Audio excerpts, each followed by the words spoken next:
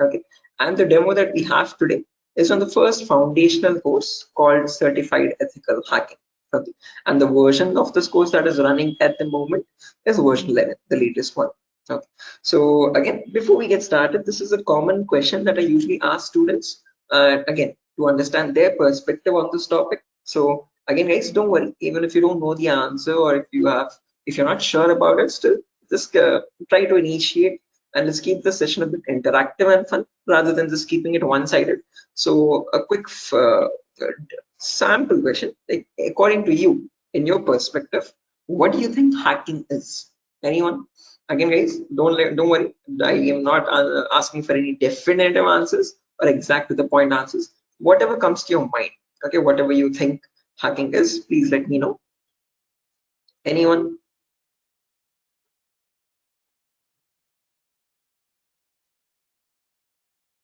Try to So breaking the system. trying to breaking the system, is that breaking, right? I mean, did I get it right? Break into To the system access is, Yes, yes, try to break. to access your personal things like computer, mobile. oh, okay, trying to break into the Uh, system or access personal things, Unauthorized access to the system or a data. unauthorized access to the system or data. That's a great answer. Again, all answers are perfectly right. There's nothing wrong with them. Perfectly correct answers. Anything else, guys? Does anyone else want to add anything to it?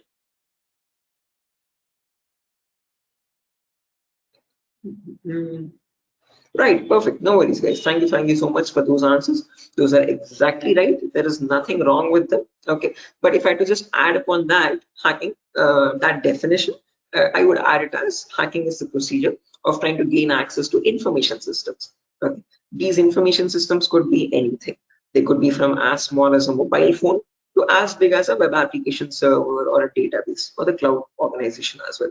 Okay, and this is done without the permission or without the consent and knowledge of the person owning those systems. Okay, so if those systems belong to a third party person, that person does not know that someone is trying to gain access to their information or the data.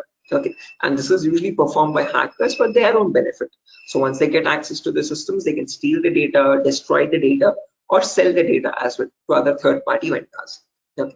Now, depending on this definition, we easily understand that hacking is a malicious job. It is a criminalistic task. If it is such a bad thing to do, why do we have a course called ethical hacking? Is the second question. Because ethical is something which is legal, which is allowed. And how can it stand beside the word hacking, which is completely contradictory? So to define ethical hacking, on the other hand, this is the procedure of trying to find vulnerabilities. Okay, a vulnerability is nothing but a flaw or a loophole in the information system. So usually manufacturers might make mistakes somewhere here or there in the coding of the application. Okay, so that gives rise to something known as weaknesses in the information system, or in technical terms, it is also called as vulnerabilities. Okay, and this vulnerability finding, or the process of trying to find these vulnerabilities, is done with the consent and permission of the organization. Okay, so this is done in order to report it back to the target, okay, or to the authority, so that they can apply the appropriate patch for it. And once a patch is applied, that vulnerability is closed. It closes the doorway for the hacker to cause any harm.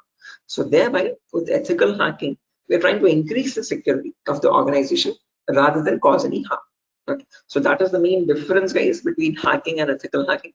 Where in hacking, we are trying to find, again, the hacker tries to take advantage of those vulnerabilities and tries to get information access. But in ethical hacking, you're trying to find those vulnerabilities, you're trying to report them back to get them patched so that you can increase the security. Okay, so I hope these two definitions are clear, guys. Again, if you have any questions, or if you have any queries, or if you want me to repeat something, please do not hesitate to let me know. Okay, feel free to interrupt me at any certain point. Okay, so now, depending on these two definitions, guys, of hacking and ethical hacking, we can categorize the types of hackers. So basically, there's three types. There's someone known as a black hat hacker, a gray hat hacker, and a white hat hacker. A black hat hacker can also be termed as a cyber criminal who performs hacking for his own benefit, okay, or sometimes even just for fun, without asking for consent. On the other end of the scale, we have the white hat hacker. Okay, white hat hackers are also known as ethical hackers or penetration testers. These are the people who abide by the laws and policies of the organization, and they work hand in hand with them to find the vulnerabilities and report it back. They do that so that they can secure the infrastructure rather than causing any harm. Now, in between, there's a third category, also known as gray hat hackers. Now, from the name itself, you can figure out they have some qualities of the black hat hacker as well as the white hat hacker, hence a mixture. Okay, so like a black hat hacker, they don't ask for permission before finding the vulnerabilities, but once they find the vulnerability, they report it back to the organization. Okay, and that is done in return for a bounty. A bounty is nothing which benefits them. It could be a financial reward or a reputational reward, anything which benefits them or their careers. Right. Now, all these three types of hackers, whether it be a black hat hacker or a gray hat hacker or a white hat hacker, they perform hacking or ethical hacking in a certain number of steps. Okay. And those steps collectively are called as hacking cycle or cyber kill chain. Okay. Now let me list those steps out one by one so that you can have a clear picture of what the whole course is about, and then we'll briefly discuss about all of them. Okay, so you can ask your questions regarding those. Okay, so the first step that you perform in hacking cycle or cyber kill chain is known as information gathering. Now, certain organizations term this step in different names. They can also call it as reconnaissance or footprinting. Second step is known as scanning. It can also be referred to as enumeration. Third step is gaining access. Fourth step is maintaining access. And the last step is known as reporting or clearing traces. Now, the reason I've specifically mentioned or in the last step over here is because that is where it makes all the difference between the white hat hackers and black hat hackers. If you're a white hat hacker or an ethical hacker, you would perform the first 4 steps and then you would generate a report with all the vulnerabilities and the solutions for that and submit it to the organization. But if you're a black hat hacker, obviously you're not going to submit the vulnerabilities, but you're going to take advantage of them. You're going to attack the system, get access to the data, steal the data, and then remove all the evidences, which is nothing but clearing the traces or removing the footprints. Okay. So any questions or doubts, guys, up to this part before I proceed further into the technical part? Any queries or any confusion at the moment? Again, guys, I hope the audio and video is fine. Any issues with my audio or video? Okay. What is this enumeration, sir? Again, yeah, we'll be coming to that, guys. We'll discuss each of these steps one by one so you have a better understanding of what all of them are. Okay. At the moment, until now, here there are no questions, right? Because I guess there's some issues with the audio or video. Some people are exiting and rejoining again. Any issues, any technical issues with my audio or video at the moment? Okay, perfect. Sir, your voice is breaking. Oh, my voice is breaking. 1 second, guys.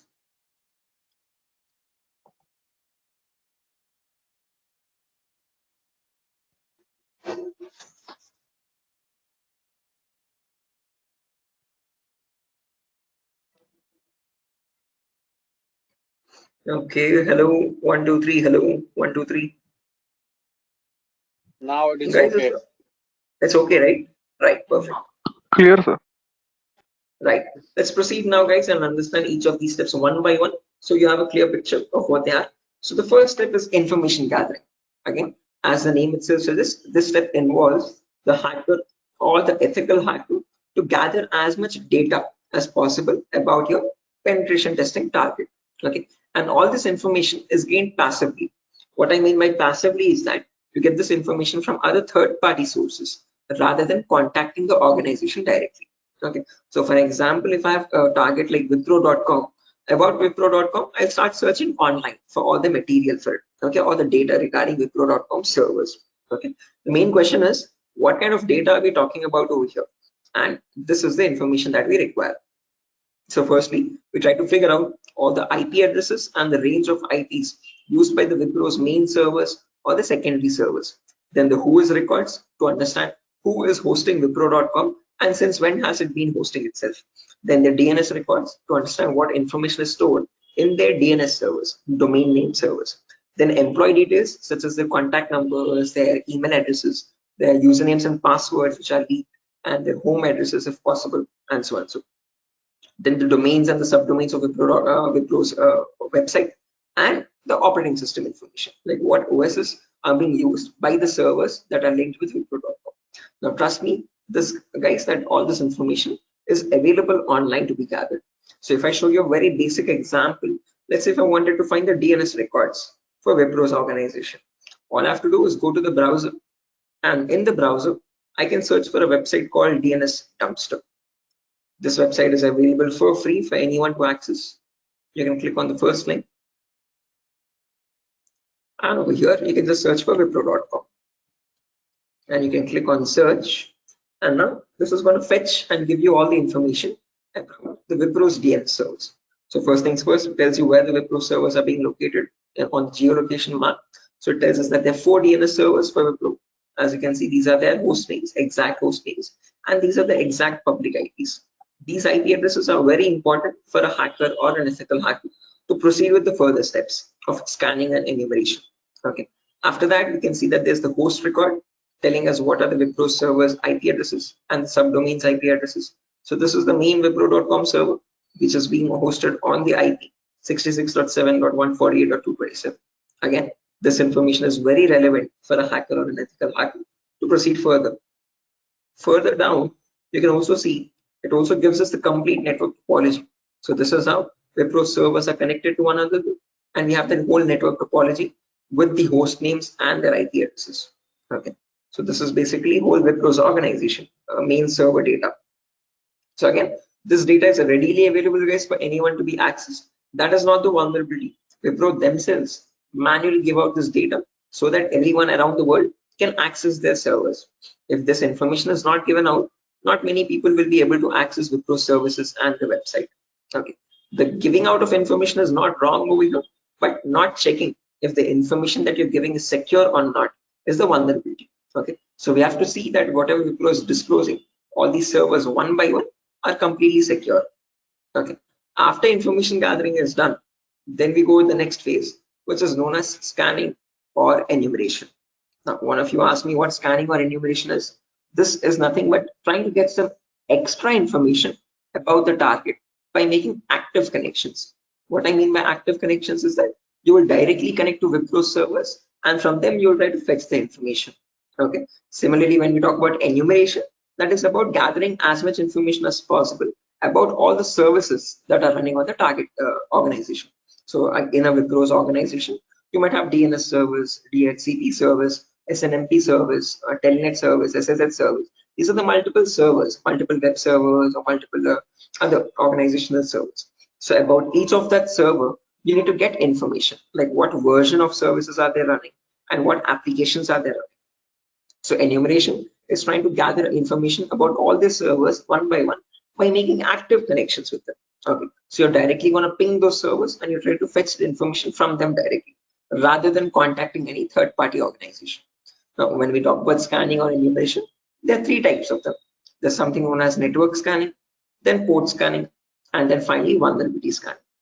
In network scanning, we can try to figure out on the target network what all devices are active. Okay, so what operating systems are they using, what servers are available, what client operating systems are there. So trying to understand what all devices are they using, IDS, IPS, routers, switches, what all devices are there. On those devices, then you perform port scanning. Port scanning is where you try to figure out what ports are open, and on those ports, what services are there running. Okay, what applications are there running. Then finally, you perform vulnerability scanning to figure out on those services, are there any vulnerabilities? Are there any weaknesses that you can attack on? So during this phase, we'll be using 2 important tools called Nmap and Nessus. So if I just search for enable Nessus over here, this is the tool that is used in organizations as well. So if I click on the first link, as you can see, this is Nessus Professional. If I click on buy, it's around $4,000 for 1 year subscription. Okay, quite an expensive tool, and this is the same tool that is used in real-time scenarios. So we'll be working on the same tool in our classes as well. We'll try to understand how to use this tool and how to run or perform vulnerability scanning. The reason why I'm showing you all this is just to make you understand that we will be using real-time scenario tools. Okay, whatever is used in organizations at the moment, we are up to date with those tools. Okay, after if I show you example, as you can see, I have the Nessus installed on my system over here. I'll show you how you can install on your system as well. And you can see, you can perform various types of scans. And once you scan a system, it shows all the vulnerabilities one by one. The critical vulnerabilities or medium vulnerabilities, information-based vulnerabilities. Again, don't get too confused, guys. We'll again learn how to understand this report. What are these vulnerabilities? What are these different levels of vulnerabilities? We'll understand all that. Okay, but basically, Nessus is a tool which can perform network scanning or port scanning and try to understand what vulnerabilities are there on each and every system. So this is an automated tool. We learn how to perform automated testing and get a report from it. Once you get a report, you need to perform manual testing also. Okay, and that is nothing but our next phase, which is gaining access. Okay, so this is a huge concept. It covers a vast variety of topics, guys. We'll discuss them one by one. Okay, so the first topic that we'll be learning in gaining access is system hacking. So in system hacking, we'll understand how we can crack or bypass a Windows operating system password. So if you have Windows 7 or Windows 8 or Windows 10 or Windows 11, does not matter. Okay, whatever operating system you have, how do we crack that operating system? How do we get the information about their passwords? If you are unable to get the passwords, how can we bypass authentication and get access to the internal files is what we learn in system hacking. After that comes malware attacks. Malwares are nothing but, in short, malicious softwares. So we'll practically learn how to create each of these malwares, whether it be viruses or worms or trojans, spyware, whatever it be.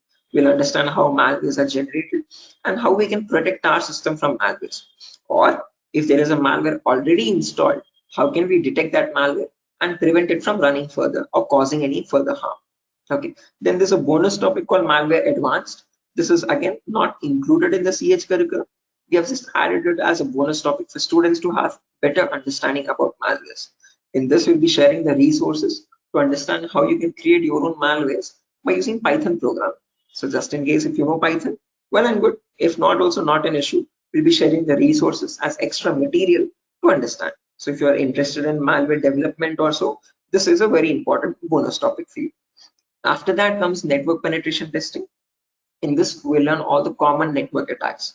So in a network, you have multiple, again, devices, IDS, IPS, multiple different types of servers like mail server or DNS servers, DHCP servers, SNMP servers, and so on. So we'll understand how to check for vulnerabilities on each of these servers. Along with that, we can perform a few attacks as well. Sniffing attack, man in the middle attack, denial of service attack, or distributed denial of service attacks, DDoS. Okay, and hacking Wi-Fi routers, trying to crack the password of Wi-Fi routers and getting access to those routers. All this comes under network penetration testing. Okay, all the common attacks that we can perform in a local network. After that comes social engineering, where we learn how hackers create fake websites. Okay, whether it be Facebook.com, Instagram.com, Twitter.com, or Flipkart.com. How are hackers creating fake login pages? And from those fake login pages, how are they getting the passwords, credentials? So we learn what phishing attacks are, what are the other social engineering attacks through which hackers manipulate victims into getting their passwords. Okay, so we learn all that, and we'll also understand how to prevent these attacks, how to distinguish between a fake page and an original page, and so. After that, we have web application pen testing. In this, we learn all the common vulnerabilities that exist on websites. So again, websites also have some weaknesses, okay, on which attackers can exploit and try to get access to the internal web server data or the internal database data and so on. So to list out a few, there's vulnerabilities such as SQL injection, cross-site scripting, broken authentication, file upload vulnerability. Now, might sound very technical, guys, but these are the weaknesses using which hackers can get access to your information, to your passwords and usernames. Okay. After that, finally comes hacking mobile phones, where we learn how we can hack an Android phone and get access to that Android phone remotely. After gaining access is done, then we have maintaining access and maintaining access, reporting and clearing traces, where we learn how we can maintain persistent connections. So if the target is restarting his system or shutting it down and starting after a very long time, how do we get access to that data? How do we still stay connected to the victim machine? Is what we learn in maintaining access. After that comes reporting or clearing traces, where I'll show you how you can generate a report and submit to your client or submit to your organization, or how do you remove the evidences. So this course is designed in such a way where we learn both the perspectives of a black hat hacker as well as a white hat hacker. Okay, and it's designed in a completely practical way, no theoretical nonsense. Every day we'll have a class for 1 hour, where the first 20 minutes we'll discuss the theoretical part, understanding what that attack is or how to prevent that attack, and then the remaining 40 minutes we'll discuss the practical part of it. Okay, with real-time scenario tools. To list out a few tools, we'll be using this tool such as Nessus, we'll be using Nmap, we'll be using Burp Suite, we'll be using the whole main Kali operating system, okay, which I have over here, as you can see. Okay, before that, let me show the course content as well, guys, very quickly. So yeah, this is over here, the course content for the whole course. Okay, and the course is for a duration of 35 days, where we learn from the very basics itself. So most of the students ask this as a question, like, sir, are there any prerequisites? Do we need to learn something else separately? No, this course is designed in such a way where even a 10th standard student can come and learn the course for, without any trouble. Okay, because all the prerequisites are included in the course itself. So before we dive into the advanced concepts, there's a few prerequisites which we will cover. The first few introductory classes. First things first, we learn about networking basics. We learn what IP addresses are, what are IPv4 addresses, what are IPv6 addresses, what is a DNS server, what is DHCP server, all the important protocols, what is TCP protocol, what is UDP protocol. We'll discuss all that in networking basics. Then we'll jump into virtualization. Okay, virtualization, because as you can see over here, I'm running my Windows 11 operating system. On top of this, I'm running my Kali OS. Kali is a Linux-based operating system. Okay, and we need to install this. The reason being, this comes pre-installed with all the penetration testing tools. So for information gathering, web application attacks, password attack, Wi-Fi attack, all these tools are available in Kali Linux. These are not available for you in Windows. So that is why we need to understand how to install this Kali operating system. Okay, and for that we need a tool such as VMware. VMware is a virtualization software. This allows you to install multiple operating systems on the same machine. So I have my Kali OS, I have my Windows 7 OS. All of these are running on my Windows 11 operating system, as you can see. Okay, so on my Windows 11, I can run my Kali, Windows 7, whatnot, as many operating systems as I want. After that is done, then we learn basic Linux and Windows commands, because as I've mentioned, we'll be using Kali Linux. So we need to know how to operate that OS. Okay, so we'll understand what the basic Kali commands are. We'll get familiar or comfortable with the Linux environment, and then we'll dive into the advanced concepts. Okay, so there's a few extra concepts there mentioned as well, as you can see over here: cryptography, reverse engineering, IoT, cloud security. These are not mentioned in the presentation for us, but these are all the topics that we'll be covering. Okay, the whole course duration is around 1 month, guys, 30 to 35 days, and we'll have a class from Monday to Friday onwards for every day for 1 hour. Okay, and the timings will be same. We'll have timings at 8 p.m. Every class will be recorded, and you'll be getting the recordings as well online, which we will have permanent access to. So just in case if you're missing out any class, you can access the recordings whenever you want. Okay, if needed, we can take backup classes as well on Saturdays and Sundays, just in case if there's a lot of absence. Okay, so yeah, that's that, guys. A quick introduction on what the course is and how long the duration of the course is. If you have any questions, you can shoot at me right now. Please let me know, guys. Any queries, anything that you want me to repeat or so. Can you hear me?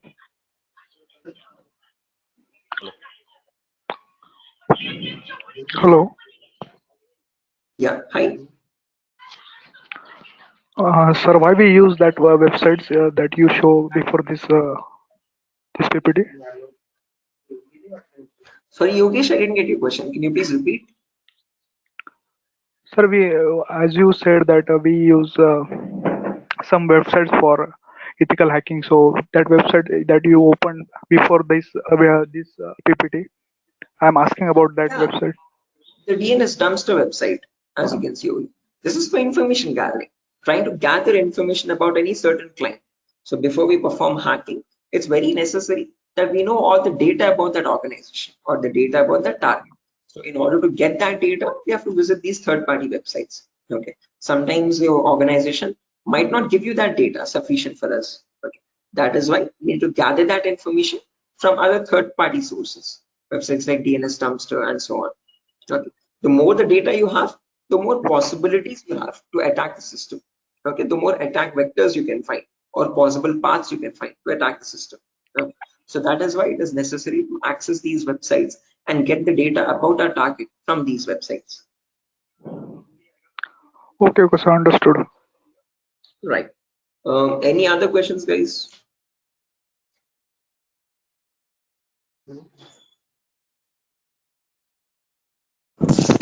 Sir, which type of penetration testing we are going to learn here? Again, CEH is a very comprehensive course, guys. We're not going to be going into any advanced level penetration testing, but we will learn all the kinds of, whether it be web application pen testing or network penetration testing or system hacking or Android pen testing. We'll be covering the basics of all of them. This is a course designed for people who are completely new to cybersecurity, and we can't leave out any endpoint. So we need to understand how to perform network security testing. We need to perform web security testing, Android security testing as well, and Windows or Linux security testing as well. So we'll be learning all of them one by one. Okay, we'll be covering each and every endpoint that is left, as you can see over here in the course content. Okay, but as I've mentioned, we won't be going in depth of all of them. We'll learn how to check for security vulnerabilities, basic vulnerabilities, Hello. and how to remediate them, how to remove those vulnerabilities. Okay, if you want to learn about any advanced after CEX is done, then you can go with advanced courses such as web application pen testing for bug bounty. This course is specifically designed only for website security testing. So in this, we'll be going with OWASP Top 10. Okay, this is an organization which gives you the list of necessary vulnerabilities that you have to test for, and this course only focuses on web applications, nothing else. Okay, so after CEX is done, then you can choose a specific domain, and depending on your interest, you can choose your specialization. Okay, whether it be website security or Android security or network security or cloud security and so on. So Okay, sir. Thank you. right. Any other questions, guys? No, sir. Right. Okay. After So course completion, certification provided. yes, if anyone is interested in writing the CEH certification as well, we provide support for that also. There's complete pass guarantee. So I usually handle the certifications myself. So if you're planning on writing a So this is certification, job guarantee. this is what? Sorry. Job guarantees. Sorry, I didn't get you guys. Can you please repeat that? Hello. After this course is job is. He's asking Oh a yeah, placement again, assistance. job assistance. Again, guys, at Durga, you're not going to be providing any confirm guarantee that we'll be placing you in an organization, but we'll be sharing your resume once you forward it to our consultancies. Okay, so in the price of 8,000 rupees, we are only including the course content with the course completion certificate. And if you're planning on writing a certification, we will give you certification support as well. Okay, so at that price of 8,000 rupees, we are not in contact with the complete job placement facility, but we do have few consultancies where we can give you your resumes too. Okay, once you're done with the resume preparation, I'll be helping you out in understanding how to create a resume as well, depending on a cybersecurity profile. I'll be also sharing the common interview questions, and I have a few references as well to whom I can forward your resumes. Okay, and again, we will be giving you the interview calls, and you can start attending interviews over there. Okay, again, it depends on your skill set and your practice on how well you do the interview.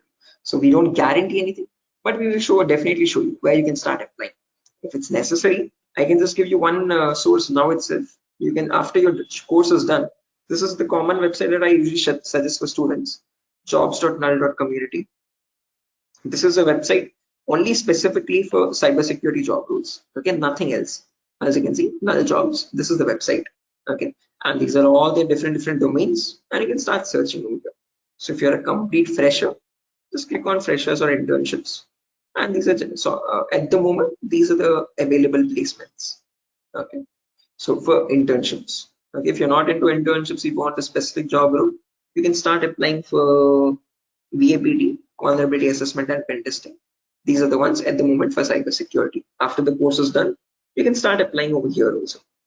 So this is one website that I suggest to most of the students once the course is done, so start applying for jobs. Okay, so again, how well you do, it depends on your skill set and your practicing, guys. Okay, and this website is specifically only for cybersecurity jobs, nothing else. Okay. Any other questions, guys? No, sir. Thank you. Right. Again, if you practice properly and if you're done with the course, guys, and if you're thorough with all the concepts, getting a job in these portals is not that tough. Okay, there's a lot of students from our previous batches as well who have searched for jobs in this nuts.job.co.in and they found their internships and their jobs. Okay, so again, as I've mentioned, once you sit for the interview, it's all on you. Okay, so it depends on your preparation of how well or bad you do. So we can't guarantee anything, okay, because that's on your skill set, but we can at least show you where you can start applying for jobs. Okay, so yeah, that's that, guys. Nothing further for our session today. And yeah, if you have any queries, again, over here is my number. Just in case if you have any queries, technical queries, you can let me know. This is the number over here, 768 Hello. 006 Hello. Yeah, I can hear you. Prabin, I can hear you. Yeah. So I just wanted to know. Actually, I'm a working professional. Right. I'm working on the front end side, but wanted to move into this domain. So, what suggestions could you, give me on that side? Again, same, I would recommend if you're completely new to this domain, go with Certified Ethical Hacking, CH version 11. This is a foundational Okay. course for people completely new. So you'll be learning everything from scratch. After that is done, if you possible, if you have time and financial permits you, you can write the certification as well from EC Council. So there'll be a CH examination for 125 questions. Okay. And if you give Okay. 75% of them right, you get certified from EC Council. You get a certificate from the US organization. Okay, so that adds edge to your resume. If not, if you are not, again, certification is quite costly. It's around $500. So if you're not planning on writing the certification, I would recommend doing some extra advanced courses as well after CH is done, and then add that at least to the resume to build some edge again. Okay. Okay. And is there any coding involved here, or is it into completely into, the No, security part? not at all. In CEH, you don't have any requirement for coding level language.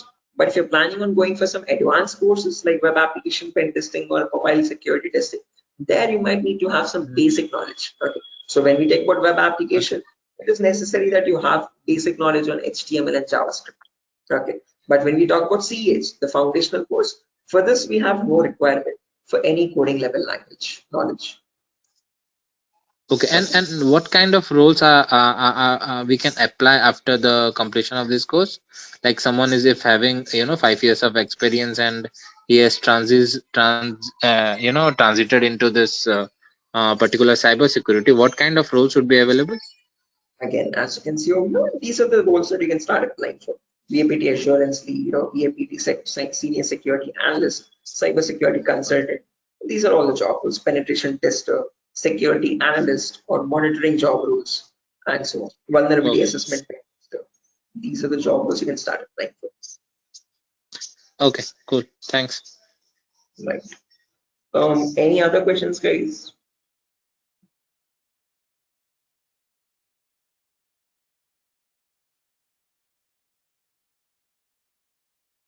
Right. Assuming there's no more questions, guys. So yeah, that's that for a session. Nothing further. Again, we'll be starting the course from Monday onwards, guys. Tomorrow and day after tomorrow, we'll be having the same demo. So just in case if you have joined late also, you can join tomorrow as well at the same time. And if not, you can directly join the course on Monday. Okay. If you have any further technical queries, guys, here's my contact number as I've mentioned already. Although if you have any queries regarding the course date or again course fees regarding that, you can contact the institute. Okay. So yeah, that's that, guys.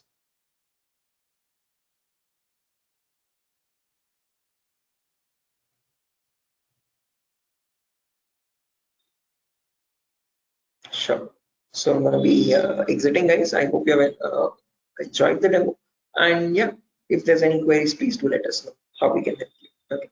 Have a good day, and I'll see you soon. Bye bye.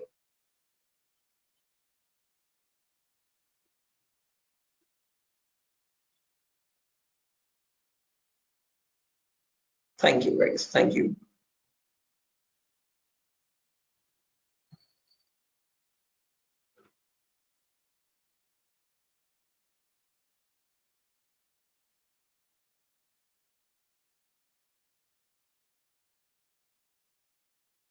Okay. Hello, guys. Can you hear me now? Biswajit Singh, Rakesh, Ravikiran, Maman, Shiva, Sujata. I hope I'm audible now, guys. Yeah, Biswajit. Can you hear me now? Yes, we can. Right. Perfect. So let's just wait for 2 more minutes, guys, for the other people to join as well. And then we'll be starting the session. Until then, if you have any queries or if you have any questions before we start the session, you could please let me know.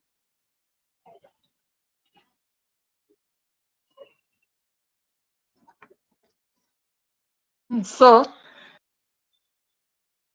Yes, I excuse can me, hear sir. you. Yeah. So is this the same demo was on Sunday? Yes, the same demo itself, guys. Oh, okay. I have attended on Sunday, so I thought it would be some different or what. No, Okay, no, no. okay. It's the same demo, guys. A shorter version of that same demo. Again, we'll be starting the live classes, or for the course is going to start from Monday onwards. So just in case you're planning on joining the course, you can join from Monday. The first class will be on networking concepts. Okay, thank you. Tomorrow as well, we'll have one last demo. So Thursday and Friday, today and tomorrow will be the last demo sessions. Just in case if students have missed out the previous demos, they can join. That's one last chance for them. And then from Monday, we'll be starting the course itself. Yeah, okay. So just in case, guys, if there's anyone who has already attended this demo session, again, just a heads up, this is going to be the same demo. It's not going to be any different from the previous ones. Okay, this is just backup sessions or backup demos for people who could not join earlier. Okay. Okay. Thank you. Sure.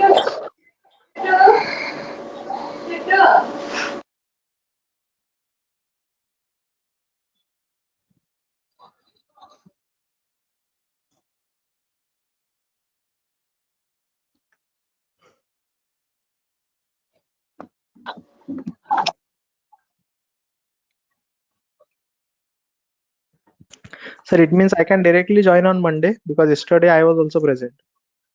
Yeah, sure, guys. Again, as I've mentioned, it's the same demo. It's not gonna be any different. So this is only for people who are completely new to it, who have not attended the previous demo sessions. So if you have already attended the demo session, guys, you can join back on Monday itself directly. Okay, and the timing will be same at 8 p.m. Same time, 8 o'clock in the night. Okay, thank you. Sure. Okay, guys. So let's get started without any further ado. Before I get started, a quick formal introduction on my end. My name is Mohammed Shoaib. I'm a cybersecurity trainer certified from EC Council. EC Council is the leading organization for cybersecurity domain certifications. Okay. And one of the courses that it provides for people who are completely new to this domain is Certified Ethical Hacking version 11. This is the latest version of the course that is running at the moment. And this is a course designed in such a way for people who are completely new to this domain. So if you have no knowledge about what cybersecurity is or what hacking or ethical hacking is, this is the course to get started with. Okay. So before I proceed further, this is a common question that I usually ask all the students just to understand their perspective on this topic. So again, guys, let's keep the session a bit interactive and fun. So my first question to you is to understand what your perspective is on hacking. So again, not asking for exact definitive answers, guys, but just to understand your view on it. Okay. So whatever comes to your mind, please do let me know. In your terms, what do you think hacking is? Anyone? There's Biswajit, there's Maman, Rakesh, who else? Shafiuddin, Shiva. Hello, Yeah, Biswajit, I can hear you. sir. Actually, according to me, hacking means to hack the information of organization or any systems. Right? Yeah, hacking information or getting access to the information of organization systems. That's a good answer, Biswajit. Anyone else, guys, who wants to add anything to that? That's a perfectly right answer. There's nothing wrong in it at all. Perfectly all right. Any other additions to that, guys? Anyone who wants to append anything to that answer?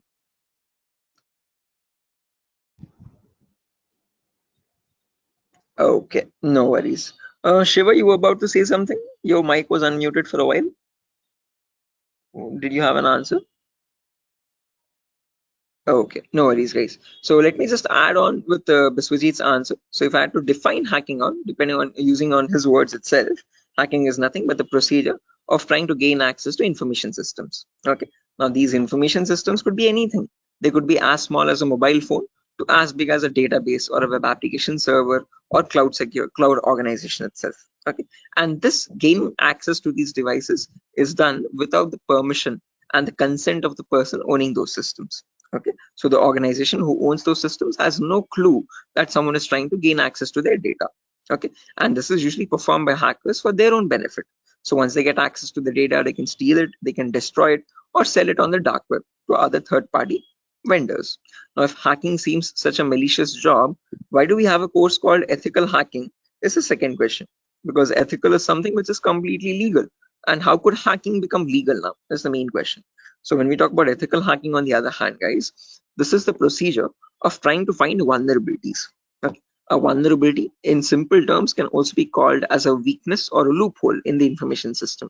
And using these weaknesses only, hackers try to get access to the target informations, target information systems data.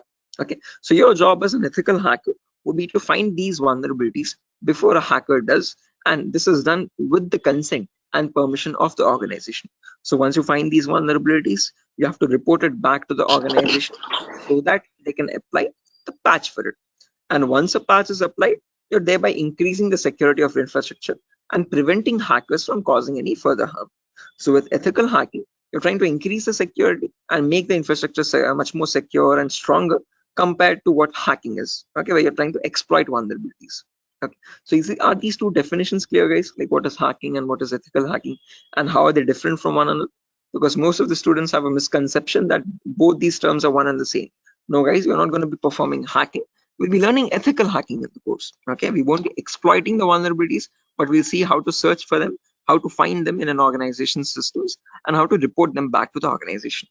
Okay, so that we can prevent hacking from happening. Now, depending on these two terms, guys, we can categorize the different types of hackers as well. So we have someone known as a black hat hacker, then we have someone known as a white hat hacker, and in between there's someone known as a gray hat hacker. Okay, so firstly, the first category is black hat hackers. These people are also commonly referred to as cyber criminals. Okay, these are people who perform hacking for their own benefit, and they do this by asking no consent at all. On the other end of the spectrum, we have the white hat hackers, who are also termed as ethical hackers or penetration testers. Now, these people perform ethical hacking, or in simple terms, penetration testing, to find all the vulnerabilities in the organization. And they do this by asking for consent and by following all the laws and policies set by the organization. So they do not cross any line, they do not perform exploitation of any vulnerabilities, they only work to increase the security of the organization. Now, in between white hat hackers and black hat hackers, there's someone else known as a gray hat hacker. Now, as the name itself suggests, these people have both the qualities of black hat as well as a white hat hacker. Like a black hat hacker, they don't ask for permission before finding the vulnerabilities. But once they do, once they find the vulnerability, like a white hat hacker, they report it back to the organization. Okay, they don't take advantage of it, they don't exploit it and try to attack the system, but they report it back so that they can help the organization. But it's a give and take relationship, so it's a there's kind of a bargain over here. Okay, the catch is that these gray hat hackers ask for a bounty in return. Okay, a bounty is anything which benefits them, so they could ask for some prize reward, or they could ask for some reputational reward, anything which benefits their career and profile. Okay, and that is why, in simple terms, they are also known as bug bounty hunters. They find bugs in return for a bounty. Okay, so they are hunting for bugs. Okay, now all these three types of hackers, whether we take black hat hackers, gray hat hackers, or white hat hackers, they perform hacking or ethical hacking in a certain number of steps. Okay, and they follow a procedure, a systematic procedure. That systematic procedure is known in simple terms as hacking cycle or cyber kill chain. Okay, various organizations categorize these steps into various numbers, but if I had to summarize it up, there are 5 important steps in hacking cycle or cyber kill chain. Whether you take a black hat hacker or a white hat hacker or any kind of a hacker, he needs to follow the same procedures as well. Okay. Now let me list them out first, and then we'll discuss in detail about each of them, so you have a clear picture of what the whole course is about. Okay, so the first step is known as information gathering. It can sometimes also be referred to as reconnaissance or footprinting. So they are one and the same term, guys. Don't get confused. Various organizations use various terminologies. But whether you hear information gathering or reconnaissance or footprinting, all the three terms are one and the same. After that, you have scanning, which can also be referred to as enumeration. Then you have gaining access. Then you have maintaining access. And then finally, there's reporting or clearing traces. Now, the reason why I've mentioned or over here in the last step in capitals is because to make it a note to understand that this is the only step where you have a difference between black hat hackers and white hat hackers. Now, whether you're any kind of a hacker, whether it be black, white, or gray, the first four procedures are to be followed mandatorily. So you have to follow those first four procedures in the same order. After that, in the end, what changes is the last thing that you do. Okay, if you're a white hat hacker, you would definitely report all the vulnerabilities that you have found with the remediations, with the solutions to remove those vulnerabilities. If you're a black hat hacker, definitely you're not going to be giving any solutions, and obviously you won't be reporting it, but you will try to remove all the evidences. So whatever harm you have caused, whatever data you have stolen, you might leave some footprints here and there. Okay, so that is why it's very necessary that you remove or clear those footprints so that you cannot be traced out and you stay anonymous. So that is known as clearing traces in simple terms. And in our course, we're learning both the perspectives, how we can generate a report and submit to the organization, or how hackers clear the traces and remove all the evidences. Okay, now let's briefly discuss about each of these one by one, guys, so you have a better idea on the whole course. But before that, any questions, guys, for anyone? Again, please feel free to interrupt me at any certain point. Do not hesitate to ask a question. Please let Hello, me know. Yeah, Biswajit, I can hear you. sir. Is this class is getting recorded? Yeah, this will be recorded, definitely. Every single class that we take will be recorded and it will be uploaded to the Google Drive. So even once we start our course as well, the whole duration of the course, every single day we'll take a 1 hour class, and each class will be recorded and uploaded to the Google Drive. So that just sir. in case if you're missing out, if you're absent for a session, you can access the recordings whenever you want to. Okay. Okay, sir. Actually, from the starting, you told about hacking and ethical hacking. So, could you please briefly tell me? Hacking means like you're hacking the particular some credential information, like something personal information you are hacking. But ethical hacking was that I did not get it properly. Good question. Again, Biswajit, when we talk about hacking, this is something that cyber criminals perform. Okay, hacking is where you're trying to get access to information devices. Okay, and using those information, what you do with that information defines what kind of hacking you do. Okay, so in ethical hacking, we are trying to understand how hackers are hacking that information. So what are the procedures are they following, and how are they actually finding that vulnerability, and how are they checking for those vulnerabilities on the systems? Okay, so we as ethical hackers try to find those same vulnerabilities that hackers use, and we try to rectify those vulnerabilities. We try to apply the patches for them. Okay, so just like how hackers do it, we are going to do it in an ethical manner. Yeah. Okay, that means, sir, if a hacker is trying to hack the some particular information, and the ethical hackers are there to prevent that through their coding or whatever the algorithms, I think. Exactly. Again, in simpler terms, it's not about algorithms and stuff, but it's about the source code actually. Okay, so whatever it is known as a vulnerability. A vulnerability is a weakness or a misconfiguration of the system. So ethical hackers do the job of finding those vulnerabilities before a hacker can cause any harm. Okay, and once the vulnerability is found, they disclose it to the organization, and organization will remove that vulnerability so that your systems are secure. Okay. Sir, then although you told about the black hat hackers, red hat, and gray. So what are the what are the job responsible of the three hackers? Again, yeah, I'll be coming to that as well, Biswajit. So when we talk about ethical hackers, we have a certain few job roles that we can apply for. I'll be discussing that at the end of the class. Okay. Until this part, any questions or doubts? Okay, hacking cycle, and you information gathering, scanning, information. You will tell detail about this chapter, I think. Right now, yeah, that's the main thing to do right now. I'll be doing that now. Okay, sir, you continue. Sure. Right. Anyone else, guys, who has any other confusion or any issues with the clarity? Mamun, Shafiuddin, Shiva. Right. Okay. Now let's briefly discuss about each of these terms, guys, one by one, so that you have a better picture of what we are going to be discussing in the course as well. Okay. So the first step is information gathering. Okay, as the name itself says, information gathering is nothing but trying to gather as much data as possible about the target organization. So if we take a client, for example, Wipro.com, for the time being, we need to gather information about Wipro servers. Okay, now the main question is, what kind of information are we talking about over here? And this is the information as follows. Okay, so we try to gather information such as the IP addresses or the range of IPs used by the Wipro servers, then the who is records to understand who is hosting Wipro's website, and since when it has been hosted, when was it last updated, when will it expire, then the DNS records to understand what data is stored in the DNS servers, then employee details such as the contact numbers, email addresses, usernames and publicly leaked passwords, and domain names of the Wipro.com, subdomains of Wipro.com, and operating systems. So what OSs are they using in their organization? So if I give you a very basic example, I can just go to my browser, and in the browser I can search for a website called DNS Dumpster. This is a common website that I usually show in the demo sessions. So if I search for DNS Dumpster, I get the first link. Now this is an example of information gathering. So you're trying to gather information about Wipro.com from other third-party sources. So right now in this step, we are gaining an information passively. What I mean by passively is that we are not contacting Wipro.com directly, but we're trying to gather information about Wipro.com from other third-party sources, such as DNS Dumpster. Now when I click on search, I can notice this gives me all the information about Wipro's DNS servers. Okay, so at the moment Wipro has 4 DNS servers with these host names and these exact public IPs. So these IP addresses are very important for a hacker or for an ethical hacker to proceed further in the further steps of hacking.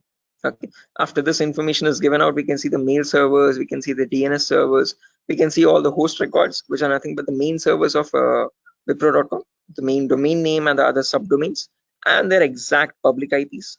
Scroll down much further and you can see the whole complete network topology. So this is how Wipro's servers are connected to one another. Okay, so these are all the servers of Wipro. Okay, the main domain and all the subdomains, and the mail servers also, mail or DNS servers. Okay, so this gives us complete information of all the endpoints that you have to test for complete security of Wipro.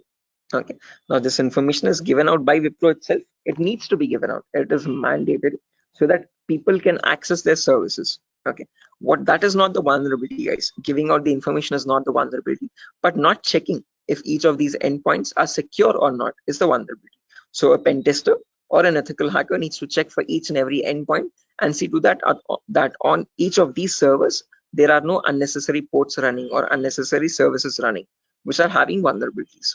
Okay, so now next comes the scanning phase. So after you gather information like this about a target organization, then we go with the scanning phase. Okay, scanning is where we get some extra information by directly contacting the servers. Okay, so to gather more information by making active connections with the direct target. So in this phase, we'll be using 3 types of scanning. There's network scanning, port scanning, and vulnerability scanning.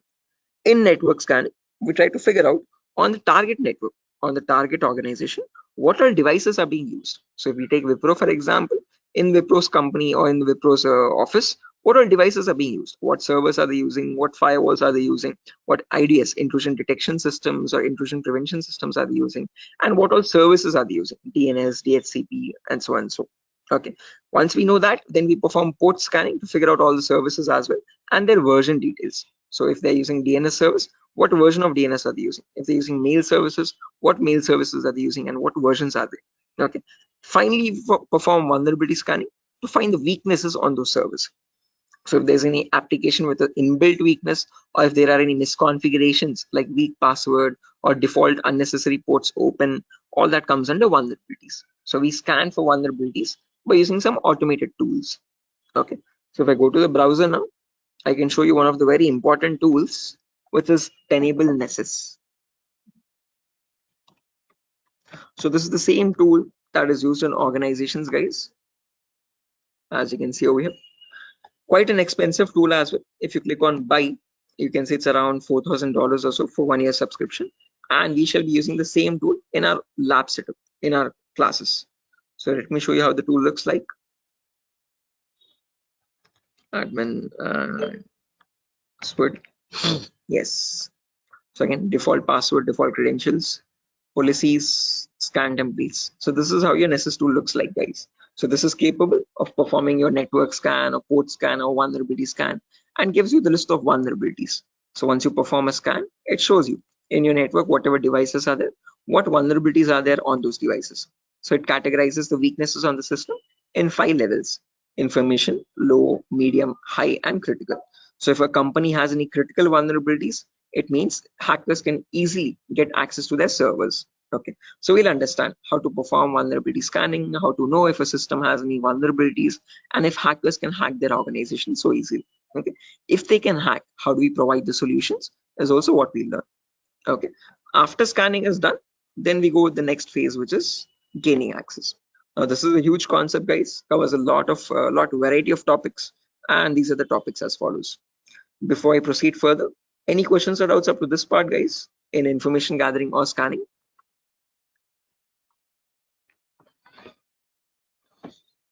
Biswajit, Mamun, Shafiuddin, Shiva, please do not hesitate, guys. If you want me to repeat something, I will definitely do. Sir, I, sir, oh, I hope, yeah. sir, please repeat that first part. Which one? Like before gaining access, you told about some gathering information. Like I understood that what if their system in vulnerability in the system, so hackers are easily hack that system. So I understood somehow. Oh yeah, in information gathering again, Biswajit, as I've mentioned, we try to gather information from other third-party websites. So there's websites like DNS Dumpster, Hunter.io. So from other third-party sites, we gather information about the target. After that, then we perform scanning. So we directly get access to target servers or whatever target it is, whether it is Wipro.com or so and so. Okay. And in their target organization, we perform the scanning to figure out in their network what devices have what vulnerabilities. So in my local network, I have scanned for 3 devices, and in each of these devices, I can see the weaknesses on each system. Okay. Tells you what the weakness is. Okay. If there's an unsupported OS, what is the solution to remove that vulnerability, and what can be performed with that vulnerability. So this scanning tool gives you that up-to-date information. Okay, so this is all this all comes under automated vulnerability scanning. Okay, so this is something that you always perform in an organization to test for vulnerabilities on different systems. Okay, it is software. Yeah, it is a software. This is the Nessus tool. The Nessus tool is nothing but a software that we have. Okay, sir. Okay. Right. So this is the same tool that is used, the same software that is used in organizations as well. Okay, and we'll be running in real-time scenario. Whatever tools that are being used, we work on them in real time. Okay. So yeah, now proceeding further, after all this is done, then we go with the gaining access phase. This is where we try to perform various kinds of attacks to get access to the systems. Okay, once we perform the scanning, once we know that these are the vulnerabilities on which you can attack on, next part is nothing but to attack directly, which is nothing but penetration testing. So in this, as I've mentioned, there's a huge set of topics. Okay, so let me discuss them one by one. So first topic that we'll be discussing is system hacking. So in system hacking, we learn how we can hack or crack or bypass a Windows operating system password. So whether it be Windows 7 or Windows 8 or Windows 10 or Windows 11, doesn't matter. How do we crack or how do we bypass the password is what we learn in system hacking. So if your system is password protected, how can you crack and understand what the password is in clear text? Or if you're unable to crack it, if it is too tough to crack, how can you bypass that password and still get access to the internal files is what we learn in system hacking. After that comes malware attacks. Malwares in simple terms are nothing but malicious softwares, and we'll practically know how to create each of these malwares. So people think that viruses are on the only malicious software is available on internet, but that's a misconception. We have multiple malicious softwares. We have viruses, we have worms, trojans, backdoors, spyware, rootkit, whatnot. There's tons and tons of malwares, and there's thousands and thousands of malwares added every single day. So we'll practically learn how to create each of these malwares and how to prevent our system from getting attacked by these malwares, or how to detect for malwares on our system. Then comes network penetration testing. Okay, in network pen testing, we learn all the common network vulnerabilities. Okay, so in an organization, in a local network, there are multiple services. There's DNS service, telnet service, SMTP service, DHCP service. These are all the services or protocols used in a common organization. So we learn how to test for weaknesses on each of these servers. And after that, we'll also learn how to perform network attacks like sniffing attack, man-in-the-middle attack, DOS attacks, or hacking Wi-Fi routers and cracking Wi-Fi router passwords. All this comes under network pen testing. Then comes social engineering, where we learn how to crack passwords from websites. Okay, so how do hackers make fake login pages, Facebook page, Instagram page, or a Flipkart login page, bank login pages? How do hackers get your passwords from these pages? Okay, how can they create fake login pages and send them to the victims and perform phishing attacks? All this comes under social engineering. Then finally comes web application pen testing, where we learn all the common website weaknesses. Okay. Is this useful for SOC analyst role? Yeah, Shafiuddin. We'll be discussing a very basic tool called Splunk as well. That is very important for your SOC analysis role. Okay. SOC is nothing but Security Operations Center, guys, just in case if anyone is confused. Okay. In SOC job roles, you usually see how to monitor and detect threats. Okay. Threats are nothing but attacks. Okay. So for that, we'll be discussing a very basic tool, a very important tool actually, but the very common tool used in SOC, which is Splunk. So this course was helpful for that as well. Shafiuddin. Okay, now after that, coming back to our topic, guys, as I've mentioned, we'll be discussing web application vulnerabilities, where we learn all the common website weaknesses. Now again, this might sound a bit technical, guys, okay, but these are a few common weaknesses that exist, such as SQL injection, cross-site scripting, broken authentication, file upload vulnerability, and so on. So these are the weaknesses that hackers use to get access to the web server, okay, or the databases in the backend. Okay, after that, we have hacking mobile phones, where we learn how to hack or crack an Android application phone. Okay, so how do we use Trojan attacks and get access to the Android phone remotely? Okay, after this is done, then we have two small topics, which are maintaining access and reporting or clearing traces. So this is the most important concept, guys, gaining access. After that, we need to know how to maintain persistent connections. So how do hackers maintain a connection even if the system restarts? Okay, is what is known as maintaining persistent connections. After that, we have reporting or clearing traces, where we'll see how to generate a report and submit to the organization. Or if you're a black hat hacker, how do they remove all the evidences? How do they clear the traces? Okay. Now, since not everyone is from a technical background or might not be from a technical background, we will discuss a few prerequisites as well. Okay. So the course is designed in such a way where you don't have to learn anything separately from outside. So if this is in a way to even a 10th standard student to understand this course in a simple and sufficient manner. Okay, so before we dive into all the advanced concepts, we'll be discussing these 4 prerequisites or 4 to 5 prerequisites. So first we'll learn basically what ethical hacking is, or how is it different from hacking. Then we learn virtualization. Okay. The reason why we need to learn about virtualization is because we'll be using a tool called VMware. So as you can see on my desktop, this is my Windows 11 operating system, and on this I have my VMware application. Okay, this VMware allows me to run multiple operating systems on one single machine.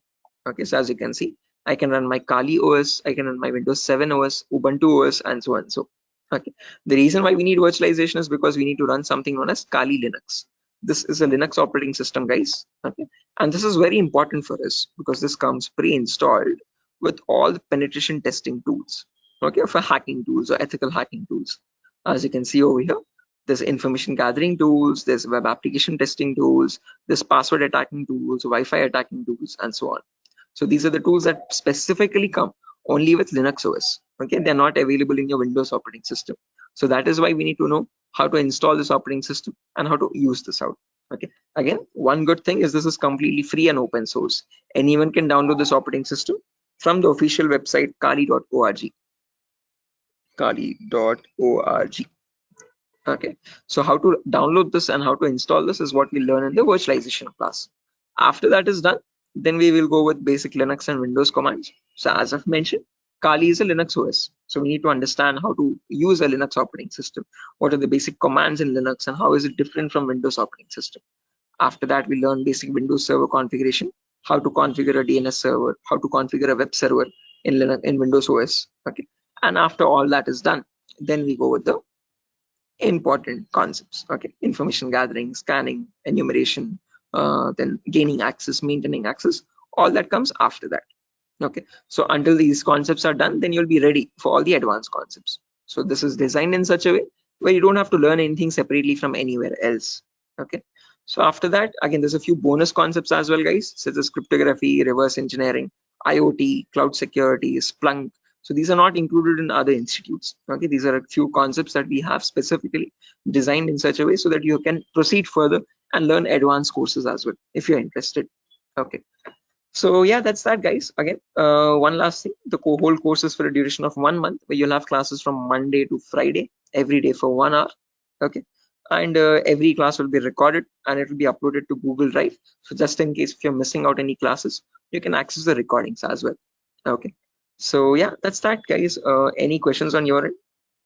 Yeah, Biswajit, you were asking me one question, asking about the job roles, I guess. So once you're done with the course, you can start applying for job roles like SOC analyst, vulnerability assessment tester, or penetration tester, or again, security engineer, and so on. So, okay. So these are the job roles you can apply for once you're done with the course. Actually, I have taken this course on. I was just learning this course just to get a job in that ethical hacking, like information security, and in any IT company. So actually, sir, as I came to know that, sir, is there any like coding algorithm required to just like to do such kind of activity in Good ethical question. hacking? Great question. This is a very common question that is frequently asked by students, that do we need any coding knowledge required for this course? Definitely not. So, sir, in CEH we will be discussing again. We will be primarily focusing on Linux operating systems. So we need to know how to use a Linux OS properly. Okay, so that is the only requirement which we will be learning throughout the course. Okay. Other than that, you do not require any coding level language knowledge at all. Okay, so coding or development knowledge is not at all necessary. Wherever it is, we will be discussing that basic necessity of it. Okay, so there are certain topics where we have a topic called malwares. So in this we learn how to create malwares. Okay, so in that one topic will require basic coding language knowledge, but again, that itself I will myself be teaching it. Okay, so you don't need to learn anything separately from anywhere else. And other than that, this one topic malware, we won't be using coding language at all anywhere. Mhm. So Ajay, so actually I am doing job in Linux support, like technical support. That's great. This is going to be a lot easier for you then. Mm. So actually that's why I want to change my career, change my like next job into information security on the doing ethical hacking courses. Yes, I one more thing that, sir, is it necessary to get the certification on ethical hacking, like you have done something Right. Again, it gives an edge, Biswajit. It's better to have a certification. If you're not going with certification, I would recommend you learn a few extra courses as well. Okay. After certified ethical hacking is done, then go with one advanced course, one specialization course like network security or web application security or so and so. So that will add you some much more value to your certification. Okay. So into your resume actually. Okay. So it's better to have certification, but if you're not having certification, just to increase or broaden your skill set, learn an extra course after CA, cybersecurity itself. Okay, there's many streams. Okay, we provide web application security as well, testing. So you can join this course as well, just in case if you're not doing a certification. Okay. Okay. So after that, web application security is another course. Yes. Okay. Okay, so in this syllabus, sir, what we will learn totally, overally, what we learn, how much we can work in a company? Again, as I've mentioned, CH is the foundational course, so you'll be learning about all the endpoints. So you won't be focusing on one of them, but all the comprehensively all endpoints. So we'll learn network security also, we'll learn wireless security also, we'll learn Windows and Linux hacking also, we'll learn Android security also, and we'll learn web application security also. But in CH, one thing is you are going to be like a jack of all trades, master of none. So you're not going in deep, you're not specializing in any one of the fields, you're learning about all the fields. After that, you can choose one specialization and you can focus on that. You can either go towards web security or cloud security or network security. Depends on your interest. Okay, understood, sir. Then Right. that will the final and long-term career. Long term, yes. Okay. To get started first, usually in cybersecurity, you usually get monitoring job roles for a few months. Okay. After that, Okay. then you can go into deeper course. Mamun, are you going to teach all security courses? Yeah, I'm the same tutor, Mamun. So after CEs is done, if you're planning on going with cloud security or web application security, we provide those as well. At the moment, mobile and network is not included, but just in case, since there's a huge boom, there's a huge requirement for web application. So that also I provide. Okay. Okay, sir. You can go with 1 year experience, Shafiq, not more than that with CEH. But if you like add a few more courses after that, like after CH, if you do web application and also, you can add a couple years experience, like 2 or 3 years of experience as well. Okay, because you need to know more tools with such years, which that huge years of experience. They will ask you what tools you have worked on. Okay, so it's better you have a few knowledge on those tools. So with more the courses, you get more experience with different tools. Okay, sir. So will you please help with practically all the things? Again, the whole course. Oh, is it back-to-back training? Yeah, Mamun. Again, after the CH is done, I usually take separate classes for web application students as well who are interested to join that. Okay, so that will be a back-to-back session directly. Again, yeah, coming back to you, Biswajit, you were asking me something. What was the question again? I forgot. No, actually, I was asking, sir, what, sir? Forget. Anyway, I forgot as well. But let me try to recollect. Does anyone else remember, right, guys, what Biswajit was asking? Practical, yeah, good question. So again, the whole course is designed in such a way where it is 20-40 ratio, guys. So out of all the 60 minutes that we have every single day, the first 15 to 20 minutes will discuss the theoretical part. The remaining 40 minutes will discuss the practical part itself with real-time scenario examples. I'm not going to be boring you with theoretical knowledge. Only in the demo class and only in the first few introductory classes we'll discuss theoretical concepts. Once we start from the information gathering, everything is going to be completely practical based. Okay, with tools that are used in real-time scenario. Are you teaching cloud security? Yes, I teach cloud security as well, Biswajit. Okay, but again, as I've mentioned, that is usually taken up after CH is done. Okay, so we'll discuss on AWS security and again, mostly on AWS itself. Actually, I wanna make my career into that like cloud security part. That's why I was thinking how much practical you will teach here and how much we can be skilled enough in this course, so that we can be confident enough while attending the interview. So, will you please discuss on about the some like mock interview questions and resume building?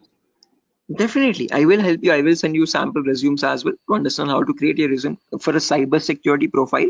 Okay, and along with that, I'll also share the commonly asked in interview questions. So I have a PDF document prepared for that specifically, which I share with all the students after the course is done for all the cyber security related interview questions.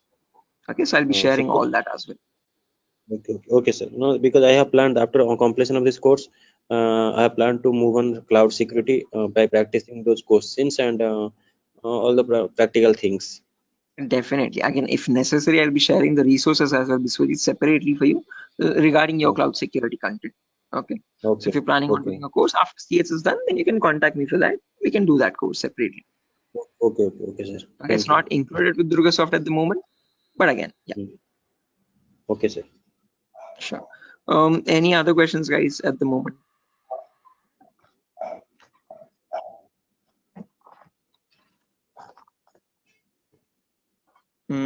Okay, assuming there's no questions, guys, I'll be ending the session over here. And yeah, that was great interacting with you guys all, Biswajit, especially with you because you have asked a lot of questions. So I hope everything is clear and you have no more unresolved queries. Okay, now I understood. I will follow that like recording also. If I got any doubts and demo sessions, I will ask you in the next class. Definitely, sure, definitely. Again, guys, if necessary, here's my contact number as well: 76800696768. If you have any technical queries, you can contact me over here. If you have any queries regarding what other technology we should know, again, Mamun, as I've mentioned, it's better to have Linux knowledge, Linux commands knowledge, and how to use a Linux operating system, and basic networking knowledge. What are IP addresses? What are IPv4? What are IPv6 addresses? If you do not know these, also, as I've mentioned, all these are included in the course itself. So these are the prerequisites which are required. But again, I have included them in the course just in case if you're not familiar with them. Okay.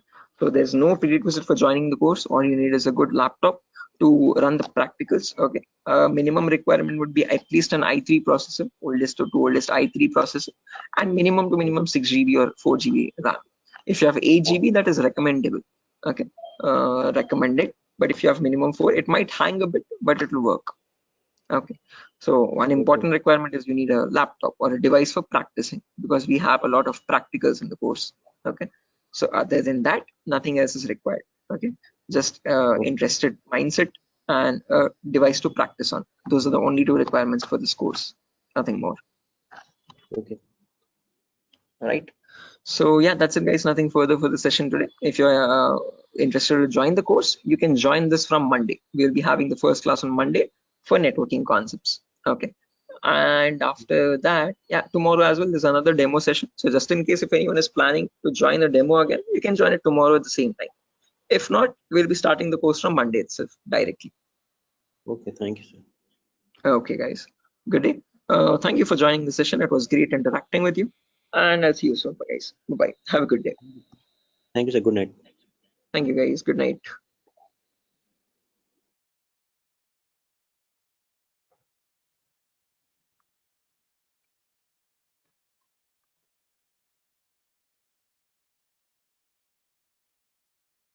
Guys, can you see the screen now? Yeah, I can see you now. Yes, sir. The Yes, it's visible. Sujata, Somat. Yes, sir, it's visible. Right, perfect. Thanks. Okay, how many people are there? Vikiran, Rakesh, Biswajit, Prashant, Shiva, Somat. Okay, perfect.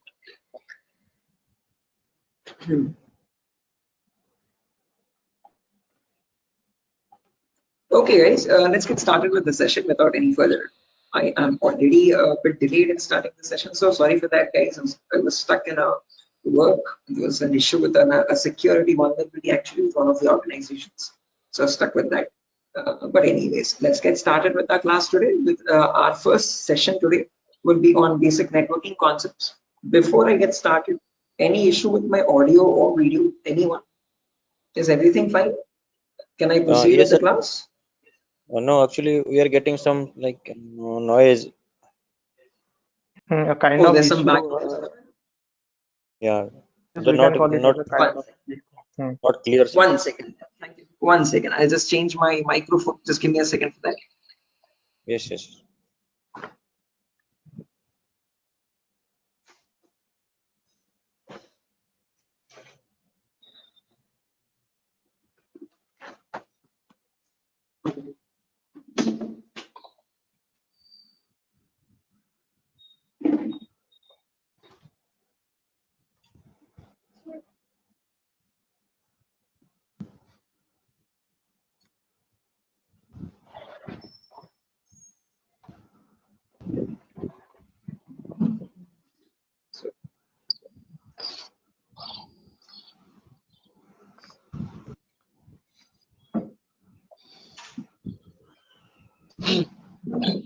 Okay. How does it sound now, guys?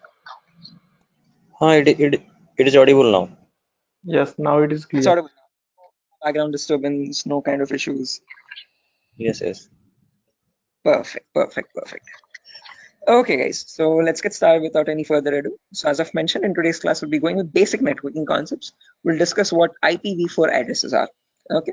So before diving into IPv4 addresses, let's try to understand what a network is and what a host is.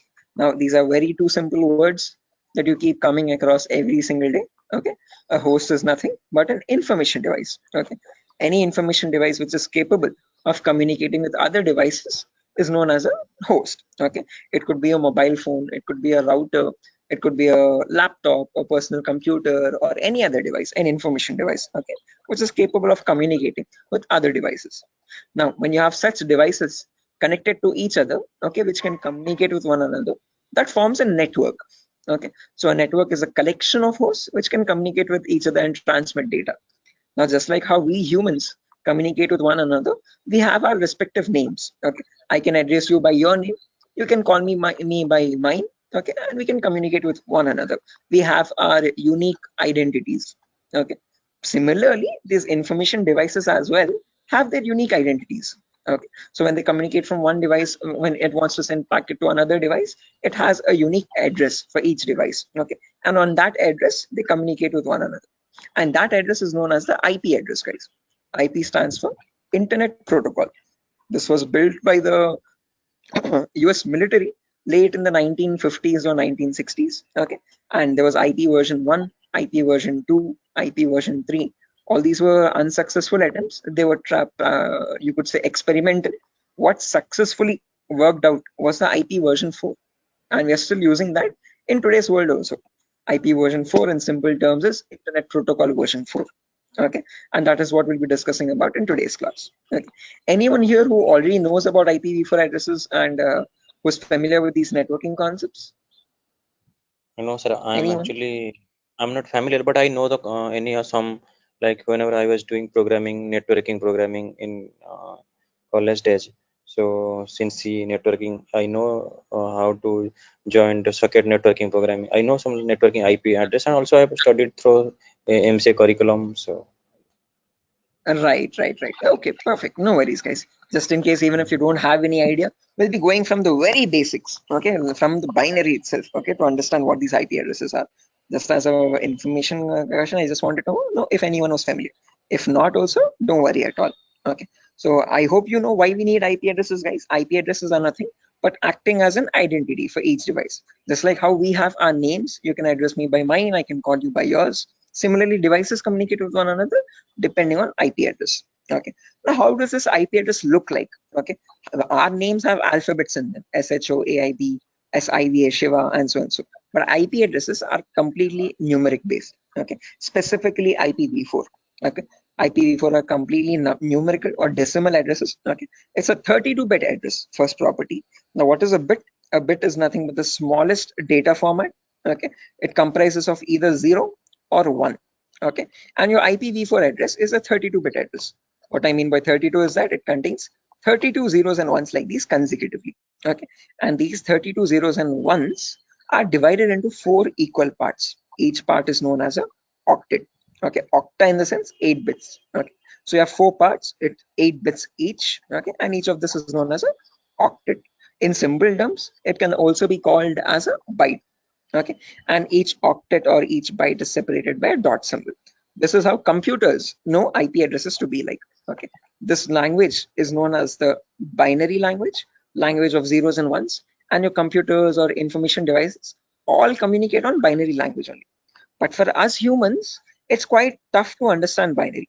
Okay, so we can calculate it now. If you're quite familiar, if you have some experience, you can calculate binary in your mind itself. But looking at it and understanding it's quite tough. Okay, so in today's class, we'll understand how we can convert any binary number to a human readable format, to a decimal number. Okay, decimal numbers are from 0 to 9. Okay, these are human readable, what we use regularly from day-to-day life. Okay, what computers communicate on is binary data. Okay, so today we'll understand how to convert binary data to decimal data and how we can range the IP addresses. Okay, before that, a quick introduction on data formats. As I've mentioned, 1 bit is nothing but a value of 0 or 1. When you combine 8 such bits, that becomes a byte.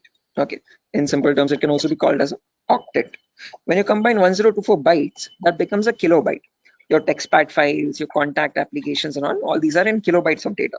Okay, when you combine 1024 kilobytes, that becomes a megabyte. Okay, your PDF documents or your music files are in megabytes of data. 1024 megabytes becomes a gigabyte. Okay, your movie files or larger softwares are in gigabytes. 1024 gigabytes becomes a terabyte. Your hard disk is in terabyte storage data, and 1024 terabytes becomes a petabyte. We have never used petabytes until now. This petabyte data is usually used by cloud organizations. Okay, OneDrive, Google Cloud, blah blah blah. Okay, now let's understand how to convert this bit data or binary data into decimal data. Okay, so what I've done is I've taken down this first octet over here, 10101010, and I've written it down over here, as you can see, in an expanded format. Now to convert this, there are 2 simple methods. Method number 1 is there's two simple steps to it, not methods, sorry. Okay, there's one method only. Okay, and with 2 simple steps. Okay, step number 1 is you write down the values from 2 to the power 0 all the way up to 2 to the power 7 from right to left. Okay, why specifically 2 to the power? Because this is binary data. You have only 2 possibilities, either a 1 or a 0. So first 2 power 0, then 2 power 1, then 2 power 2, then 2 power 3, then 2 power 4, then 2 power 5, 2 power 6, and 2 power 7. Let's write down the values for that. 2 power 0 is nothing but 1. Anything to the power 0 is always equal to 1. Okay, that is a mathematical rule. 2 power 1 is equal to 2. 2 power 2 is nothing but 2 into 2, which is 4. 2 power 3 is 2 into 2 into 2, that is 8. 2 power 4 is 16. 2 power 5 is 32. 2 power 6 is 64. And 2 power 7 is 128. Okay, now to convert this number, all you have to do is, just a second guys, let me open up Zoom so that I can draw on the screen. Give me a second.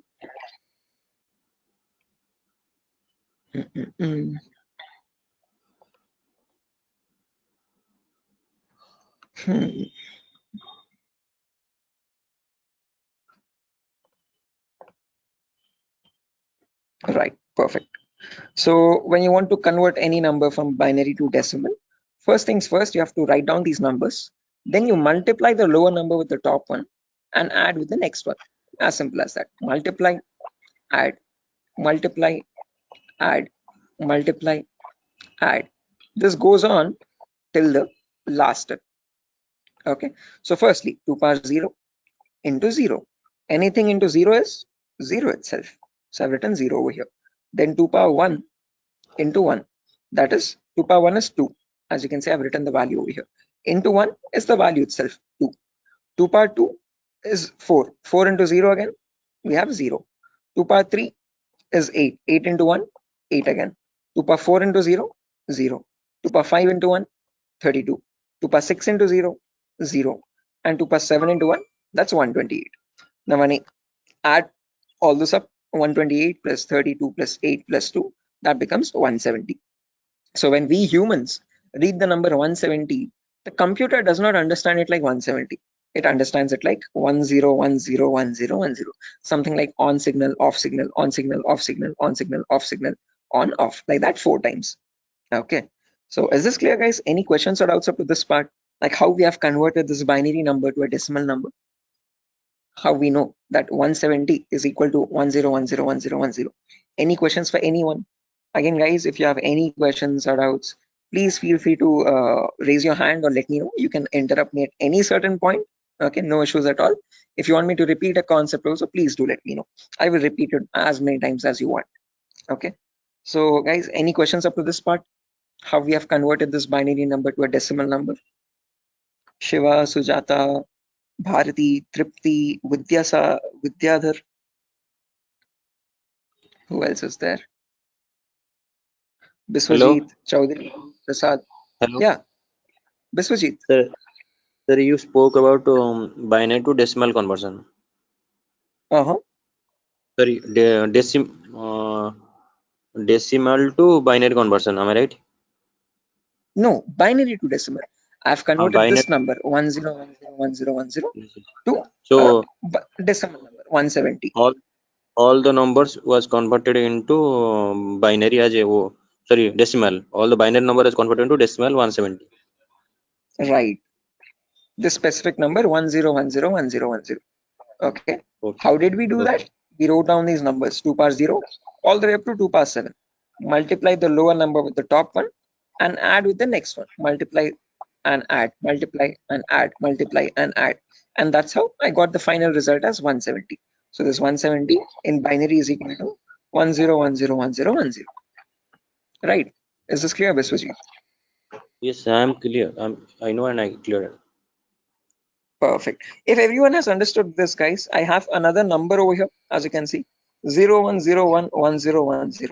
Can everyone convert this value and give me the answer for that? Take your time. You have the table over here as well. Okay. And as I've mentioned, you need to multiply the lower number with the top one. And just go with the next. Multiply and add, multiply and add.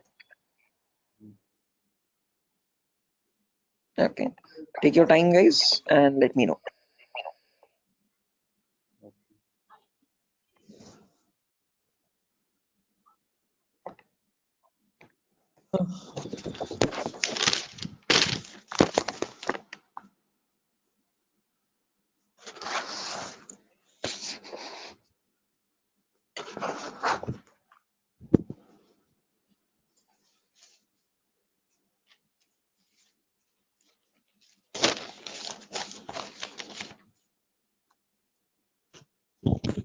Is it 90?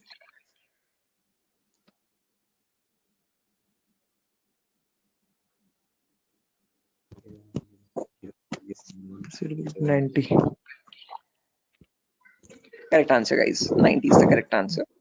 Anyone else? Sir, are you going to provide us this text file also, or like we have to take notes in means No, handwritten notes? definitely. I'm gonna give this file at the end of the class. I'll take down all your email addresses, and on your email I'll send this document directly. You don't need to take any separate notes, guys. I'm gonna send this document file. Just in case, as the class goes on, if you want to take down any running notes to note down any important points also, you can. Okay, but all these documents, all these notepad files will be given to you directly. Okay, so yeah, guys, I've received a correct answer from a lot of people over here. Again, as I've mentioned, just multiply the lower number with the top one and go on till the last. So this will be 2 power 0 into 0 plus 2 power 1 into 1 plus 2 power 2 into 0 plus 2 power 3 into 1, like that till the end, 2 power 7 into 0. Okay, to anywhere you have 0 over there, 2 power 0 into 0, just put that 0. 2 power 1 into 1, that's 2. 2 power 2 into 0, that's 0. 2 power 3 into 1, that's 8. 2 power 4 into 1, that's 16. 2 power 5 into 0, that's 0 again. 2 power 6 into 1, 64. And 2 power 7 into 0, 0. When you add all that up, 64 plus 16 plus 8 plus 2, you get the number 90. Anyone over here who has not got the number 90, guys, please do not feel shy. Again, if you're getting all the right answers, you're doing much great than me. In my first day, I could not solve this at all. Okay, I was a very dumb guy.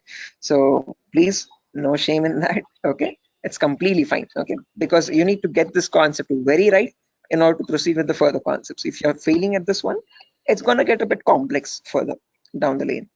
Okay, so any questions on this part? Please do not hesitate to let me know. Okay, assuming everyone has got this right. With the other, yeah, exactly. The reason I'm showing you all this is to understand the range of IP addresses now. That's a great question. I was about to ask you. Again, I tell you myself, like in a real-time scenario, you would never have a necessity to convert a binary number to decimal or vice versa. But the reason why I'm showing you this is so that we can understand the whole range. So if you remember, I've told you, IPv4 addresses are 32-bit address. Okay, so in that 32-bit address, if I wanted to get the first IP address, all I have to do is put all zeros everywhere. Okay, now when you put all zeros everywhere, when you convert that, you get the final IP address as 0.0.0.0. Okay, but if you want to get the last IP now, you have to put all ones everywhere. Okay, in all the octets I've put all ones. So when I convert that, now there will be 2 power 0 into 1 plus 2 power 1 into 1 plus 2 power 2 into 1 all the way up to 2 power 7 into 1. So that would be 1 plus 2 plus 4 plus 8 plus 16 plus 32 plus 64 plus 128. So that is how you get the number 255. Okay, so the last IP in the IPv4 range will be 255.255.255.255. You will never have a number above 255. The reason being, now you know, because when you convert from binary to decimal, the maximum number you can get is 255 only. So you can never have an IP address like 300.250 or 700.150, something like that. Okay, that's an invalid IP. Okay, whatever IP addresses you have, those numbers will always range between 0 and 255. Okay, is this clear, guys? Everyone, why only specifically 255? Yes, yes. Any questions up to this part? Perfect. No, this is Now the maximum. Maximum. Yeah, guys, was someone asking a question? No, I just asked you. This is the maximum IP address to be connected and maximum host to be connected. Yeah, that's the last IP address you could get in the IPv4 range, Biswajit. No, this is the like from 0 to 255 hosts should be connected, I think. Not necessarily. When we talk about IP addresses now from 0000 to 255, 255, 255, 255, we have around 4.3 billion IP addresses in total. Okay, what you're referring to is classes, guys. Class A, B, C. In class C, you can connect only 255 hosts. that is a much ahead concept. We'll reach there tomorrow. Okay, that's class C. Yeah, Vidyadhar, exactly. Okay, so we have not come up to there, guys. So let's not jump ahead. That might confuse the other students. Okay, so we'll go in a very slow pace. Okay, we'll go step by step. Okay, let's try to now we know the range of IPs. We know what IPv4 addresses are, how they look like. Okay, and what are the total like numbers? Where are they starting from, and what maximum number can they hold? Okay, we know they start at 0000 and they end at 255, 255, 255, 255. Now, in between these two numbers, how many addresses do we have is the main question. Okay, how many IPs are there? Okay, so for that, let's try to understand the sequence of sequence of IP addresses. Okay, and again, to understand sequence of IP, there are two simple rules.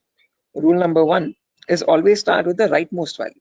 So if this is the first IP, 0000, next IP will be 0001, next IP 0002, next IP 0003, next IP 0004. This will go on up to 000255. Okay. After that, can I have an IP like 000256? Is this possible? No.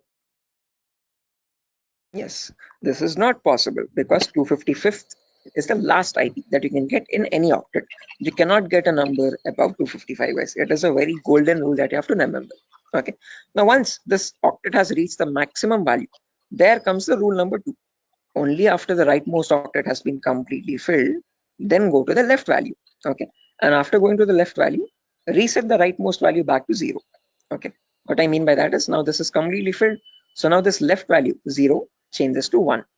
Okay, and the rightmost value 255 again resets back to 0. Okay, so next IP after 000255, next is 0010. Now don't directly jump from 0010 to 0020. That is wrong again. Okay, rule number 1, always go with the rightmost value first. So after 0010, you have 11, then 12, then 13, then 14. This goes up to 1255. Okay, after that 20, then 21, then 22, then 23, then you have 2255, then 30, 31, 32, 33, then 3255. Like that it will repeat again and again and again, and somewhere you'll have 2550, 2551, 2552, 2553, 255, 255. Now both these octets are filled, guys, as you can see. Okay, again rule number 2, once the Sir, rightmost octets are filled, what yeah, it signifies? those are the IP addresses, guys. Okay, so those are the IPs that devices can get in total. Okay. Okay, sir, continue. Right, again, doesn't signify anything. I'm just showing the sequence of IPs. Okay, how do IP addresses progress from one another, one after the other, one after the other? Okay, like after number 1, you have number 2, number 3, number 4. Like that, I'm showing you how IP addresses cycle one after the other. Okay, after 255, 255, yeah. Is this class C or class B? This is the whole range of IP addresses. We have not come to classes, so forget that classes exist for the time being. Okay, I have not discussed what classes are. Okay, I have not discussed. I have not brought up the word class. Okay, so for the time being, just forget the word called class. When I come into it, then get reminded of it again. Okay, Biswajit, do not confuse yourself. I am right now just telling you how IP addresses progress from one after the other. Okay. So I'm just telling you what is the first IP. After that, what is the next IP? After that, what is the next IP? After that, what is the next IP? As simple as that. Okay. So after 00255, now this is completely filled. This is also completely filled. So now this 0 changes to 1. So after that 0100, 0101, 0102, 0103.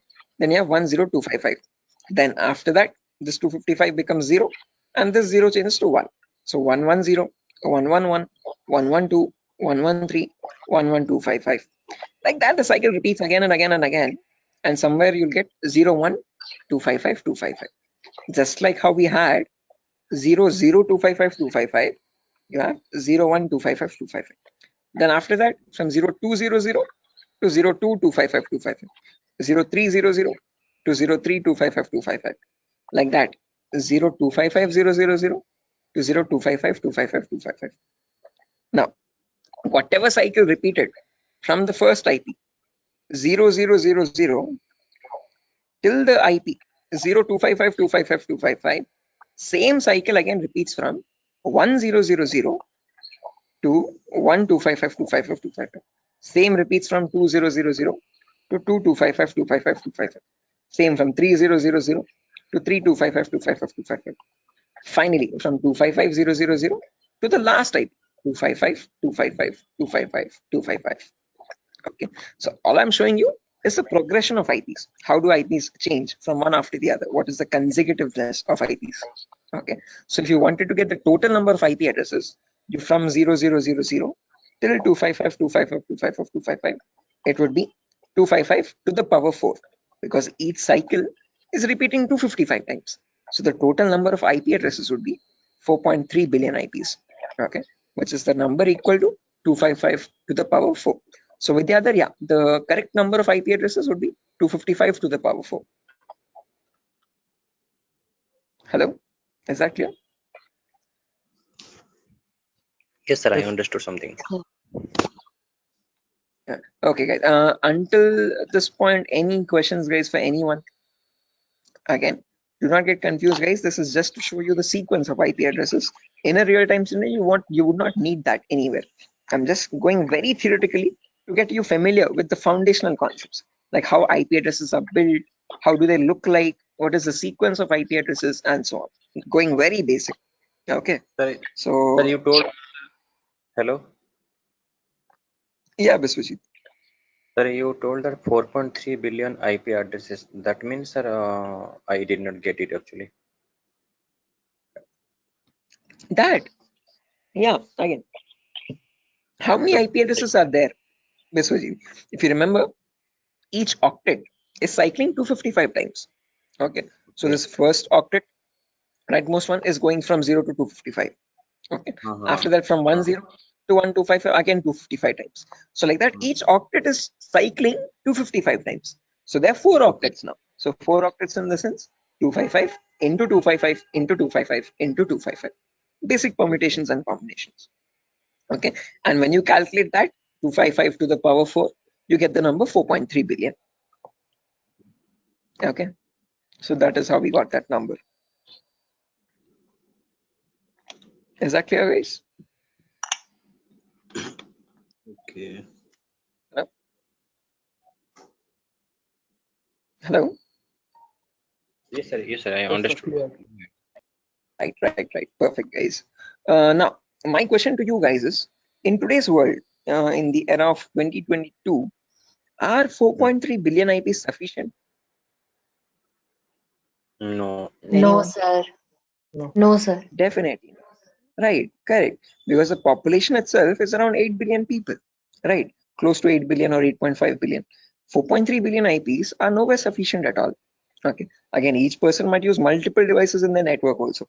Okay. So that is why, to come up as a solution, they made these IPs into 2 different parts. Okay. Solution number 1 was they divided these IPv4 addresses into again 2 categories.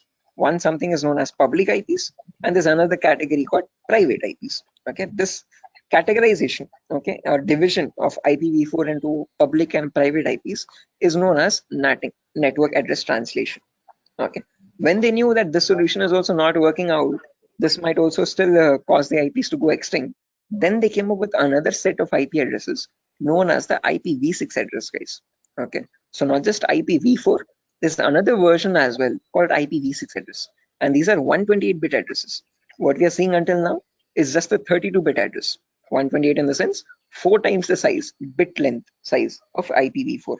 Okay, but in that you have trillions and trillions of IPs. Okay, not billions, but trillions.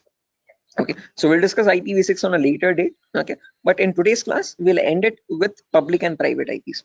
So let's try to understand what these public IPs are and private IPs are. Okay, so public IPs are the IPs given to you by your internet service provider. So in our home, we might have different broadband connections. You could be using Act FiberNet or Airtel or Tata Docomo or BSNL. All these people are providing you the service of internet. Hence, they are known as ISP, internet service providers. Okay, they give you access to the internet by giving you a public IP. Okay, so to your home, you might have a router. Okay, that router might be getting a wire from the outside. Okay, that outside wire, that cable is nothing but giving you the public IP. Okay, so if you want to check your public IP, you could just go to the browser, and in the browser you could just search what is my IP. What is my IP? And from that you can find, you get an IP address over here. If I click on the first link in the browser, you can see I'm getting my FiberNet from Act Fiber Beam. My location is Pedawalter, Andhra Pradesh, Vishakhapatnam. Okay, so this is my public IP. This is the IP I'm using from my ISP to access the internet or to take the Zoom session. Okay, locally in my network, now I have multiple devices. I have my phone, I have my laptop, I have my smart TV, I have my smartwatch, and so on. So these devices internally or locally also need IP addresses. What they use in a local network, in an intranet, is known as a private IP. So private IPs are the IP addresses provided locally in a network. Okay, so this can be given manually by you, by the network admin, or they can be given automatically as well from a DHCP server. Now don't worry what this DHCP server is, we'll discuss about it in tomorrow's class. But one important thing to note is public IPs are used for connecting to internet. Private IPs are used in a local intranet. Intra is nothing but a local network, a small indigenous your house network or home network. Okay, so if I just draw this out to show you much clearly, let's say over here, this is my ISP. I hope the drawings are visible, guys. This could be my ISP, internet service provider. Okay, and I have my house over here in Vishakhapatnam somewhere.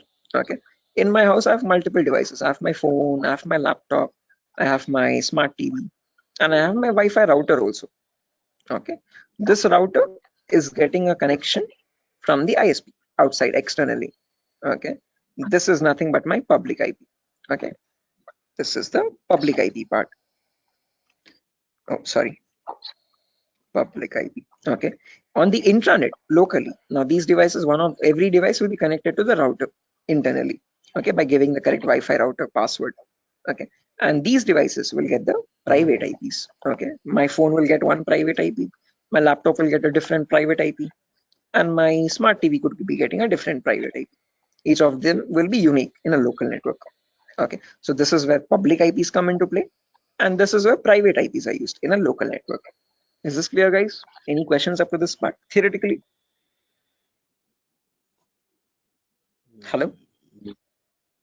Public ISP, private.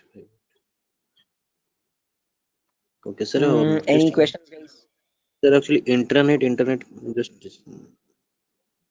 Yeah, internet is what you connect to the World Wide Web. Okay, whenever you're opening up your browser and connecting to any public website, okay, that public website is nothing but the internet facing site. Okay, your google.com or your yahoo.com, youtube.com, all these are the public addresses. Okay, private IPs are the local IPs. So your inside home network is a private IP network, and that private network is known as the intranet. Okay, and this is the intranet, INTRANET. Okay, intra is nothing but local network, and this is the internet. Okay, is this clear, guys? Sir, Any I questions have or a doubts up to this? question. Yes, please go ahead, guys. Sir, why they have been given private IPs? Like they are also connected with internet somewhere around. Okay. So, like, why they have been given private IPs? They should be public, right? Which ones? I didn't get your point. Who's Like asking the question, guys? the devices which are in the home, they are in private IP, right? So somewhere Yeah. around they are also in connection with the ISP. So they should be Okay. public. They should also be public. Yeah. So good question, Tripti, I guess. So whenever now let's notice over here. Let's say I have one phone over here and I have my laptop over here. Okay. Let's say my brother's using my phone at the moment. Let's say this is my phone. I'm browsing Facebook from my phone. My brother is using his laptop and he's also browsing Facebook. Okay. Now each of them, when they want to connect to the internet, okay, they will use the public IP. One, let's say this public IP is something like let me draw this out. Yeah, annotate. Let's say over here. My public IP is something like 1.2.3.4. Okay. Now, whenever we want to connect to facebook.com, we will use our public IP that we are getting from our ISP 1234, and using that IP, we will go and contact Facebook.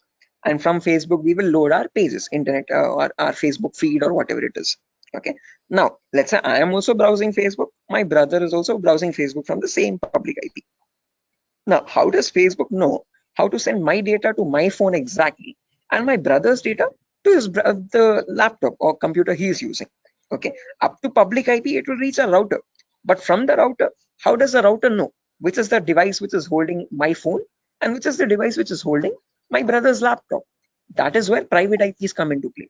Okay, because my phone has a unique private IP where I have my account, and my brother's laptop has his own unique private IP where that system has its own private unique address again. Okay, so private IPs are used to identify a device in a local network and send the packets exactly to that device. Are you getting the point, Tripti? Yes, sir. Got it. Okay, so public IP is used to give you access to public services on the internet. Okay, but let's say in a local network, so when you're connecting to your Wi-Fi router to access facebook.com, your packet from your phone will always reach router first. From the router, so sorry for that, from the router it goes to Facebook server, public server. But when it is coming, when the response is coming back, it comes to router with the public IP. From that public IP, how does it know where to go? How does it know which device to connect? Because in your same Wi-Fi network, there can be many devices, multiple devices at the same time, right? For that local network connection, there is where we'll be using the private IPs importantly in a local network to give identity to each device in a local intranet private network. Is that clear, guys? Yes, sir. Right. Sir, I have a Perfect. question. Yes. Sir, can we change a private IP address by ourselves? Yes, you can. Private IPs are in completely your control, and you can modify them according to your choice. There was another question in the chat. But why you be subnetting? Again, Vidyadhar, subnetting is only a concept to reduce the wastage of private IPs. Again, others who don't know what subnetting is, guys, do not get confused. This is a very advanced concept. We don't need to go into that depth of networking. Okay, but subnetting is where you can divide one class into multiple classes. So Vidyadhar, just to give you this answer, okay, others, just ignore this. Okay, this is you could say gibberish for you for the time being. Okay, so Vidyadhar, let's say I have 50 devices in my network, but I'm using class C. Okay, so now if I have my let's say in my organization there are two departments, one is accounting and one is sales. Okay, accounting needs 50 IPs, sales needs 50 IPs. Okay, the smallest class I can use is class C address, but in class C we can connect 255 devices. So if I remove 50 IPs from that, remaining 150 how many remaining 205 IPs are going wasted over there. So what I can do is I can break that class C into much more smaller subnets. Okay, so I can make it into two subnets where in each subnet I have again 122 devices. Okay, if I want, I can break that into 4 subnets again, where each will have again 64 IP addresses. Okay, so subnetting is just use when you want to break down smaller classes and see to it that you're not wasting IP addresses. Okay, so what I can do is I can break this class C into 4 subnets. Okay, with each Hello. 62 devices each. Yeah, with the other. Sir, actually, I have a question that it is not correct or that we are saying that we are wasting IP addresses or anything else, because sir, Sorry. we have many IPs. We can use it. You can, you definitely can. Okay, but just to So then not why get confused, let's say, IP address are wasting? sorry. Well, let's say Sir, we can. you have Yes, sir. 255 different networks, guys. Okay, okay, you have Yes, sir. 255 departments. Okay, so for each department you have allotted each network 192.68.0, 192.68.1, 192.68.2. Okay, like that, and in each network you're only using 50 IPs there. Okay, now let's say you wanted another department, 256th department there. Okay, now can you use any of the previous networks? Because all of them are already used up from 192 to 168 network till the 255th network. Now, if you want to add the 256th network with another 50 IPs or 100 IPs extra, then what will you do? Is my question. Okay, sir. Okay. Are you getting my point? Yes, sir. Okay, so just like that, it's not like you're spending money or anything, or no, you're not what do you say, giving any charges for the IPs that you're wasting. Okay, but just so that you have more IPs, free IPs left out, which you can allot for future services or future uses. That's what I'm talking about, not wasting IPs. Okay, I guess this is Vidyadhar only who's asking the question. Sir, Tarzan here, sir. Oh, okay, Tarzan, sure. I hope this is clear. Sir, hello. Yeah, guys. Biswajit. Sir, actually, I'm unable to get the concept of private and public, because public, you are connecting to a public server like Facebook. You are, all are connecting to Facebook. So Okay. and they One are second. trying to One second, access. Biswajit. Uh,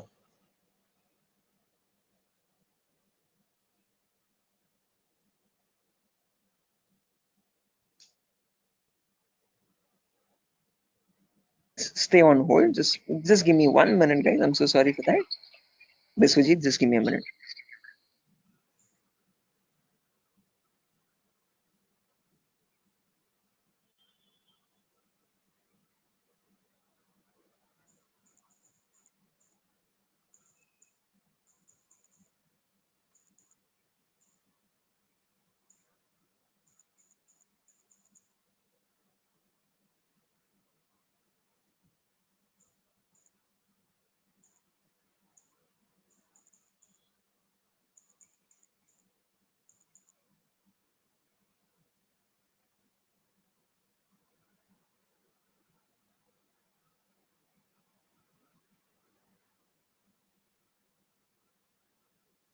Guys, can you hear me now? I'm so sorry, guys. The Vinayaka Chaturthi thing. But anyways, yeah, Biswajit, to come back to your point again, as I've mentioned, just remember one key point to note is that public IPs are used to access the internet. So when you want to connect to google.com from your laptop, okay, your laptop needs to get a public IP for that. Okay, that public IP is provided to you by your ISP, Internet Service Provider. As simple as that. Private IPs are used for a local communication. Okay, so let's say you want to share files from your laptop to your phone, okay, or from your phone to another phone in the local. okay, understood. So yeah, now when we come to private IPs, guys, again, I guess I was muted over there. As I've mentioned, if you have multiple devices in a local network, now if you want to share files or anything from one device to the other device, if you want to share files from your phone to your laptop, or from your laptop to another phone or so, Like, okay, you don't need public IP, you just need private IPs over there. look, I understood. So means like there is one IP that is public to all, and but for that against to public IP there is also private IP to work internally for the Internally, exactly. For yeah. internal communications, you have the private IP. Okay, for external, for connecting to a public service, there you would need a public IP. Okay, is that clear, guys? Yes. Right, perfect. Sure. So yeah, again, that's that for today's class, guys. Nothing further to discuss. Okay, we're already Hello. past. Yeah, Prasad. Yeah, sir, sorry to ask you like this, sir. I have joined, half an hour late to the class, so I want to know the index. No worries, Prasad. I actually myself started the class 20 minutes late today, so I'm pretty sure you haven't missed much. Okay, but let me share the index as well, just since you have asked. I have shared this in the demo session a couple times earlier. I hope you have attended the demos as well. If not, No, once. no. Okay, no worries. You can access that from Durgasoft's official YouTube page as well. This is the course content, guys. Okay, so we'll have a few introductory classes first, basic networking concepts, Linux and Windows commands, Windows Server configuration, virtualization, how to install Kali Linux. After all these introductory concepts are done, then we'll go into the advanced concepts. Okay, gaining access, malware attacks, network penetration testing.